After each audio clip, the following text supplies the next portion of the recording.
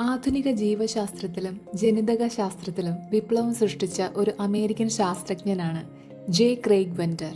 1946 Salt Lake സിറ്റിയിൽ ജനിച്ച അദ്ദേഹം മനുഷ്യ ജീനോം പഠനങ്ങളിൽ നിർണായക പങ്കുവഹിച്ചു.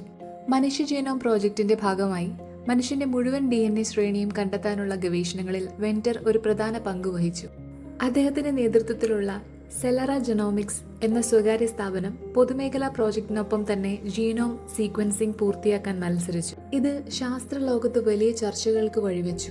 2000 മനുഷ്യ ജീനോമിന്റെ ആദ്യ ഡ്രാഫ്റ്റ് പ്രഖ്യാപിച്ചപ്പോൾ പൊതു പ്രോജക്റ്റിനൊപ്പം വെന്റും തന്റെ കണ്ടെത്തലുകൾ അവതരിപ്പിച്ചു.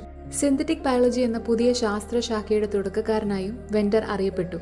2010 പൂർണ്ണമായും കൃത്രിമമായി നിർമ്മിച്ച ഒരു ജീനോം ഉപയോഗിച്ച് പ്രവർത്തിക്കുന്ന ലോകത്തിലെ ആദ്യത്തെ സിന്തറ്റിക് ജീവി സൃഷ്ടിച്ചതായി അദ്ദേഹം പ്രഖ്യാപിച്ചു. ഇത് ശാസ്ത്രലോകത്ത് വലിയൊരു നാഴികക്കല്ലായിരുന്നു. പരിസ്ഥിതി സൗഹൃദ ഇന്ധനങ്ങൾ, പുതിയ മരുന്നുകൾ, ഭക്ഷ്യ ഉൽപാദനം തുടങ്ങിയ മേഖലകളിൽ സിന്തറ്റിക് ബയോളജിക്ക് വലിയ സാധ്യതകളുണ്ടെന്ന് വെന്റർ വിശ്വസിക്കുന്നു. സാങ്കേതിക വിദ്യയെയും ജീവശാസ്ത്രത്തെയും ഒരുമിപ്പിച്ച് പുതിയ കണ്ടുപിടുത്തങ്ങൾ നടത്തുന്നതിൽ ക്രെയ്ഗ് വെന്റർ എന്നും മുൻപന്തിയിലാണ്.